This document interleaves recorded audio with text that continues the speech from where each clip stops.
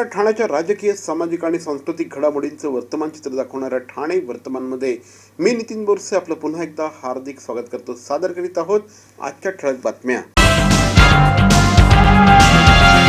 भारतीय जनता पार्टीच्या वतीने देशभरात गाव चलो अभियान राबवण्यात येत असल्याच्या पार्श्वभूमीवर ठाणे शहर भाजपच्या वतीने 4 फेब्रुवारी ते 11 फेब्रुवारी या कालावधीमध्ये व्यापक जनसंपर्कासाठी घर चलो अभियान राबवण्यात येणार असल्याची माहिती भाजपचे जिल्हाध्यक्ष संजय वाघुले यांनी आज पत्रकार परिषदेत दिली.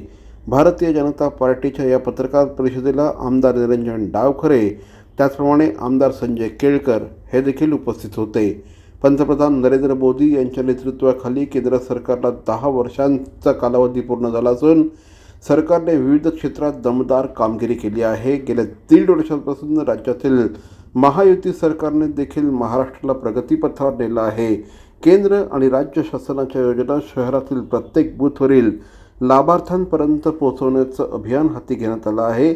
या अंतर्गत 4 ते 11 फेब्रुवारी दरम्यान हे जनसंपर्क अभियान सुरू करण्यात आलं असल्याची माहिती श्री संजय वाघुले यांनी पत्रकार परिषदेमध्ये दिली. भारतीय जनता पार्टीच्या माध्यमातून ठाणे शहर जिल्ह्यामध्ये आणि महाराष्ट्रभर देखील 11 फेब्रुवारीपर्यंत म्हणजे 4 तारीख ते 11 तारीख हे गाव चलो अभियान, शहरी भागात शहर चलो अभियान, बूथ चलो अभियान असंही म्हणता येईल, हे राबवलं जाणार आहे. आणि या शहरामध्ये जे 1437 बूथ आहेत, या प्रत्येक बूथवर 24 तास एक जबाबदार प्रमुख पदाधिकारी जो आहे तो त्या ठिकाणी भेटेल.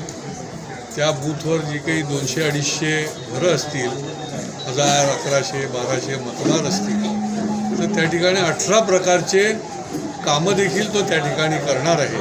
आणि नागरिकांपर्यंत ही सर्व कामं पोहोचवण्याचं काम या ठिकाणी भारतीय जनता पार्टीचे कार्यकर्ते करणार आहेत. 4 फेब्रुवारी ते 11 फेब्रुवारी दीनदयाळ उपाध्याय यांच्या स्मृतिदिनाला त्या घर चलो अभियान ह्याची समाप्ती होईल आणि त्यामुळे हे अभियान लोकांपर्यंत पोहोचवण्याचं काम भारतीय जनता पार्टीचे कार्यकर्ते करणार आहे. आणि ह्या अभियानामध्ये शहरामध्ये प्रत्येक बूथमध्ये जे जे खेळाडू असतील, कवी असतील, क्रिकेटपटू असतील, सामाजिक विभागामध्ये ज्यांनी चांगले काम केले त्या नागरिकांना पण भेटण्याचं काम भारतीय जनता पार्टीचे कार्यकर्ते करणार. श्री मा बाल निकेतन कोपरी ठाणेच्या वतीने आंतरशालेय प्रदर्शनाचं आयोजन करण्यात आलं आहे. या प्रदर्शनाचं उद्घाटन श्री मा ट्रस्टचे विश्वस्त श्री मा ग्रुप ऑफ इन्स्टिट्यूशनचे डायरेक्टर श्री बालगोपाल यांच्या हस्ते दीप प्रज्वलन करून करण्यात आलं. हे प्रदर्शन शुक्रवार आणि शनिवार सकाळी 9:30 ते 1 वाजेपर्यंत पालकांसाठी खुले ठेवण्यात आले. पूर्व प्राथमिकच्या विद्यार्थ्यांनी सण, ऋतू, प्राथमिक विभागाने हॉस्पिटल, नृत्य, सॅटेलाईट या विषयावर मनाला थक्क करणारे प्रकल्प प्रदर्शनात प्रदर्शित केले. हायस्कूल विभागामध्ये इंग्लिश, हिंदी, मराठी, संस्कृत भाषेतील वाङ्मय, समाजासाठी विज्ञान आणि तंत्रज्ञान, मराठी साहित्य यात्रा, विज्ञानातील मौज, एक पृथ्वी एक कुटुंब, महाराष्ट्राची सहर्ष यात्रा यावर प्रकल्पांची मांडणी करण्यात आली होती. विविध क्षेत्रातील मान्यवरांनी या कार्यक्रमाला उपस्थिती लावली. यावेळी श्रीमा ट्रस्टच्या विश्वस्त principal Manju Tejwani, secretary Ramesh Joshi, Sita Ravindran, Shrima Tara mission director इल्लास अमेरिका, प्रिन्सिपल सेजल नारंग, मुख्याध्यापिका लक्ष्मी अय्यर, नरेश पाटील आदी उपस्थित होते. श्री मा बाल निकेतन हायस्कूल कोपरी ठाणे या ठिकाणी या वर्षी आम्ही 36 वर्ष आम्ही ह्या प्रदर्शनाचं आयोजन करतो. या प्रदर्शनामध्ये प्री प्रायमरीपासून हायस्कूलचे 10वी-11वी पर्यंतचे विद्यार्थी सहभागी होतात. विशेषतः यांना समाजाला उपयुक्त ठरते, राष्ट्रप्रेम निर्माण करता येईल अशा प्रकारचे बुद्धिगम्य आणि सुंदर विषय देऊन त्यावर विविध प्रकल्प करायला सांगत असतो. साईराम, मैं श्री मां बाल निकेतन हाई स्कूल की प्रिंसिपल सेजल नारंग बोल रही हूँ. दिस ईयर हमने अभी 36th स्कूल एनुअल एग्जीबिशन को इनॉग्रेट किया. जिसमें सीनियर केजी से जूनियर केजी सीनियर केजी से 10th स्टैंडर्ड के सब बच्चे पार्टिसिपेट करते हैं।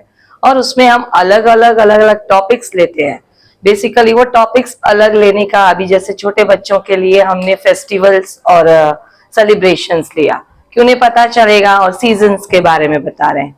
और वेरस अभी दूसरे स्टैंडर्ड प्राइमरी सेक्शन में हमने हॉस्पिटल्स के बारे में बताया है, पोस्ट ऑफिस के बारे में, इसरो के बारे में, अलग टॉपिक्स लिया है। ये सर्वंकष स्वच्छता मोहीम आज ठाणे महानगरपालिकेच्या उथळसर प्रभाग समिती कार्यक्षेत्रात राबवण्यात आली। या मोहिमेत रस्ते सफाई बरोबरच या परिसरात असलेल्या नाल्यांमधील गाळ काढण्यात आला। नाले सफाई ही फक्त पावसाळ्यापूर्वी न करता आतापासूनच नियमित नाल्यातील गाळ काढल्यास पावसाळ्या अगोदर बहुतांश नाले सफाई होईल असा विश्वास पालिका आयुक्तांनी व्यक्त केला।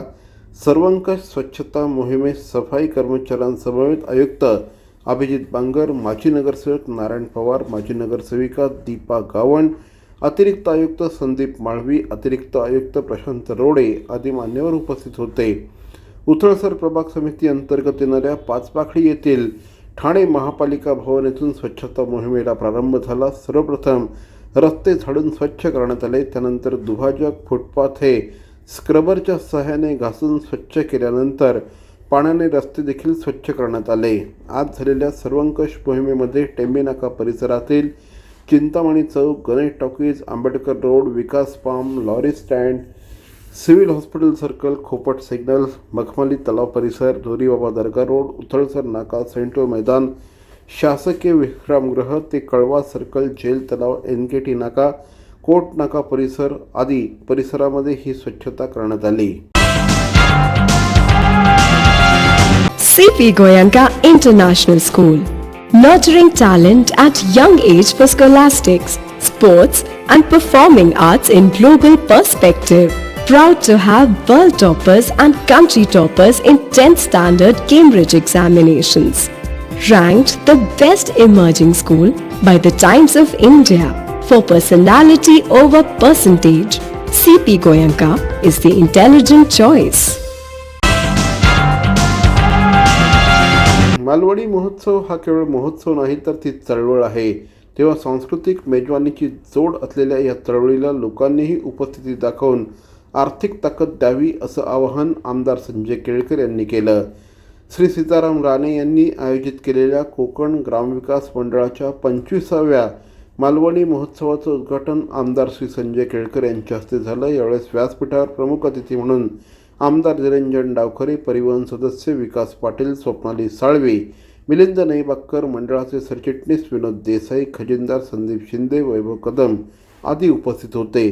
कोकण ग्राम विकास मंडळाच्या वतीने दिनांक 2 ते 11 फेब्रुवारी या कालावधीमध्ये ठाणे पश्चिमेकडील पोखरण रोड नंबर 1 शिवाजीनगर उन्नती मैदानात या मालवणी महोत्सवाचं आयोजन करण्यात आलं आहे।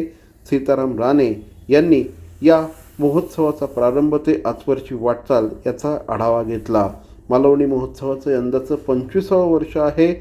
एवढ्या मोठ्या प्रमाणामध्ये हा उत्सव साजरा होतोय याबद्दल आमदार श्री संजय केळकर यांनी श्री सीताराम राणे यांचं कौतुक केलं। मालवणी महोत्सव म्हणजे खवय्यांसाठी एक पर्वणी आहे। आमचे सहकारी सीताराम राणे यांच्या पुढाकाराने मालवणी महोत्सव 25व्या वर्षात पदार्पण केलं। हा रौप्य महोत्सवी वर्ष आहे आणि खरं म्हणजे ठाणेकर नागरिक इतक्या मोठ्या प्रमाणामध्ये या महोत्सवाला भेट देतात, त्याला प्रतिसाद देतात आणि ही एका बाजूला महोत्सव पण आहे आणि दुसरीकडे ही एक चळवळ पण आहे। छोट्या मोठ्या उद्योजकांना, खाद्यपदार्थ बनवणाऱ्यांना देखील या माध्यमातून लाखोच्या संख्येने इथे आठवड्याभर लोक येत असतात, ठाण्याच्या बाहेरचे देखील येत असतात आणि या माध्यमातून एक मोठं आर्थिक ताकद देखील त्यांना मिळत असते। ठाणेकर नागरिक जे चांगलं असतं त्याला प्रतिसाद देखील देतात आणि मालवणी महोत्सवाच्या मागचं आयोजन जे आहे ते उत्तम आणि भरभक्कम असल्यामुळे लोक वाट बघत असतात की मालवणी महोत्सव कधी सुरू होईल। सीतारामजी राणे आणि कोकण ग्राम विकास मंडळ यांच्या पुढाकाराने गेली 25 वर्ष सातत्याने हा मालवणी महोत्सव आयोजित होतोय आणि हा मालवणी महोत्सव कोकणातले सर्वच प्रकार या इकडे आपल्याला त्याचा आस्वाद घेता येतो आणि त्याच्यामुळे आगळेवेगळे उपक्रमही म्हणजे स्टेजवरती दशावताराचे कार्यक्रम असतील, अनेक असे उपक्रम या इकडे होत असतात आणि लोक आवर्जून वर्षभर या मालवणी महोत्सवाची वाट बघत असतात. 25वा म्हणजे रोपवे महोत्सवी हा मालवणी महोत्सव आहे. कोकण ग्राम विकास मंडळाच्या माध्यमातून हे आपण साजरे करतोय गेली 25 वर्ष. यावर्षी रोपवे महोत्सवाच्या निमित्तानं आपण दरवर्षीच डबलबारी असते, दशावताराचं नाटक असतं, पण यावेळी लोककला आणखीन काही भाग म्हणजे भारूड असेल. यावर्षी पहिल्यांदाच आपण संपूर्ण 3 तासाचा भारूडचा कार्यक्रम आपण कृष्णाई अरुळेकर या मुलीचा, जिला राज्य शासनाने पुरस्कार दिलेला आहे, या भारूड तिने सादर करते. त्याच्याबद्दल अशा प्रकारचे चांगले कार्यक्रम आयोजित केलेले आहेत. खवय्ये तर दरवर्षी नेहमीप्रमाणे असतातच आणि खवय्यांसाठीच हा मालवणी महोत्सव प्रामुख्याने आणि कले ह्या दोन्हीची काय म्हणतात ती भूक भागवण्यासाठी हा उत्सव आपण करतो. मुंब्रा पोलिसांनी दिवा खर्डी रोड परिसरातनं एका इसमाकडनं सुमारे 22 किलो गांजा हस्तगत केला आहे. या गांजेची किंमत जवळपास 3.5 लाख रुपये एवढी आहे. पोलीस उपनिरीक्षक श्री भोसले यांना या संदर्भात माहिती मिळाली होती. त्यानंतर त्यांनी ही माहिती वरिष्ठ पोलीस निरीक्षक कोल्हटकर यांना दिली. त्यानंतर पोलिसांनी या ठिकाणी सापळा रचला असता एका इसमाला पोलिसांनी ताब्यात घेतलं. रहमत खान तजीम खान असं या इसमाचं नाव आहे. त्याच्याकडनं 2,75,000 रुपये किमतीचा 22 किलो गांजा, तसंच 2 लाख रुपये किमतीची हुंडाई कार आणि 30,000 रुपये किमतीचे 2 मोबाईल फोन असा मुद्देमाल जप्त करण्यात आला आहे. भारतीय जनता पार्टीचे आमदार गणपत गायकवाड यांनी शिवसेनेचे शहरप्रमुख महेश गायकवाड यांच्यावर तब्बल 5 गोळ्या झाडल्या आणि त्यानंतर महेश गायकवाड यांना ठाण्यातील ज्युपिटर हॉस्पिटलमध्ये दाखल करण्यात आला आहे. ज्युपिटर हॉस्पिटलमधील दिलेल्या सूत्रांनी माहिती दिल्याप्रमाणे महेश गायकवाड हे अद्यापही अत्यवस्थ आहेत आणि तज्ज्ञ डॉक्टरांची एक टीम त्यांच्यावर उपचार करत आहेत. काल रात्रीच्या सुमारास हा प्रकार उल्हासनगर पोलीस ठाण्यामध्येच घडला. यावेळेस हे दोघंही उल्हासनगर पोलीस ठाण्याच्या इन्स्पेक्टरच्या केबिनमध्ये होते. त्या ठिकाणी गणपत गायकवाड यांनी महेश गायकवाड यांच्यावर या गोळ्या झाडल्या. हा संपूर्ण प्रकार घडल्यानंतर परिसरामध्ये मोठ्या प्रमाणात खळबळ माजली. तात्काळ महेश गायकवाड यांना ठाण्याच्या ज्युपिटर इस्पितळामध्ये दाखल करण्यात आलं. रात्री उशिरा त्यांच्यावर शस्त्रक्रिया देखील करण्यात आली. महेश गायकवाड हे अद्यापही अत्यवस्थ असल्याची माहिती रुग्णालय सूत्रांनी दिली आहे. दरम्यान जमिनीच्या वादातनं हा हल्ला झाला असल्याचं बोललं जात आहे. हिल लाईन पोलीस स्टेशनमध्ये महेश गायकवाड आणि आमचा गणपत गायकवाड हे दोघेही तक्रार देण्यासाठी आले होते. त्या दरम्यान दोघांमध्ये काही चर्चा सुरू होती. त्या दरम्यान अचानक आमदार श्री गणपत गायकवाड यांनी आणि त्यांच्या एका सहकाऱ्यांनी तिथे गोळीबार केला आहे. त्यामुळे 2 लोक जखमी आहेत आणि त्यांचं ट्रीटमेंट सुरू आहे. पुढील कायदेशीर प्रक्रिया आता सुरू आहे. ती सगळी पूर्ण झाल्यावर आपल्याला डिटेल्स. सर्व नागरिकांना आवाहन करण्यात येत आहे की सध्या डासांमार्फत पसरणाऱ्या डेंग्यू या आजाराचा प्रसार रोखण्यासाठी प्रत्येकाने पुढील प्रमाणे कार्यवाही करावी. डेंग्यू आजार एडिस इजिप्ती हा डास चावल्याने होतो. या डासांची पैदास साचलेल्या किंवा साचवलेल्या स्वच्छ पाण्यामध्ये होते. 8 दिवसांपेक्षा जास्त दिवस पाणी उघडे व साचून राहिल्यास त्यात डास अंडी घालतात. अंड्यांच्या अळ्या तयार होऊन पुढे डास तयार होतात.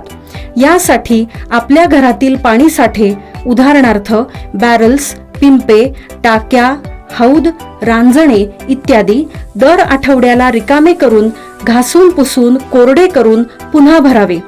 1 दिवस कोरडा दिवस म्हणून पाळावा. पाणी साठ्यांना घट्ट झाकणे बसवावीत किंवा जुनी साडी, चादर, धोतर यांनी बांधून झाकून ठेवावीत, म्हणजे डास त्यात जाऊन अंडी घालणार नाहीत. घराच्या गच्चीवर, आजूबाजूला, अंगणात कोठेही पाणी साचू देऊ नये. भंगार सामान उघड्यावर टाकू नये. उदाहरणार्थ टायर्स, प्लास्टिक सामान, कुंड्या, टाकाऊ वस्तू इत्यादी. अशा सामानात पावसाचे पाणी साठून त्यात डेंग्यूच्या डासांची पैदास होते. घरातील कूलर्स, फ्रीजच्या पाठीमागील ट्रे हे देखील वेळोवेळी कोरडे करावेत. लक्षात ठेवा, नुसत्या फवारणीने डास घनता कमी होत नाही, तर त्यासाठी डास पैदास ठिकाणे नष्ट करणे ही आपल्या सर्वांची जबाबदारी आहे. कोणताही ताप अंगावर न काढता जवळच्या शासकीय रुग्णालयात मोफत औषधोपचार घ्या. अशा प्रकारे नागरिकांनी सहकार्य केल्यास डेंग्यूचा प्रसार रोखणे सहज शक्य आहे.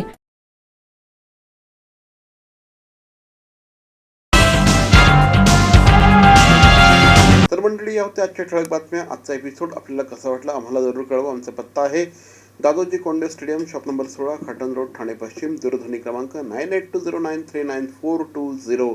तर मग पुन्हा भेटू उद्या याच वेळी याच ठिकाणी ठाणे वर्तमानमध्ये. तोपर्यंत धन्यवाद. जय हिंद, जय महाराष्ट्र.